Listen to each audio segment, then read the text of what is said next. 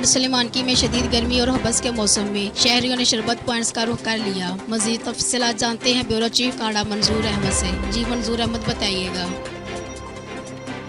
काड़ा head Sulemanki road के किनारे मुख्तलिफ तरीकों से तैयार करदा शरबत खुश जायका होने के साथ मुसाफिरों की प्यास बुझाने और गर्मी की शिद्दत कम में मददगार साबित होते हैं। बिलखसूस इन पॉइंट पर मिलने वाले शरबत इमली, आलू बुखारा, सत्तू, शिकंजी, बादाम और खशखास से चारों मगज से बनाई गई सरदाई जायके के एतबार से अपनी मिसाल आप है।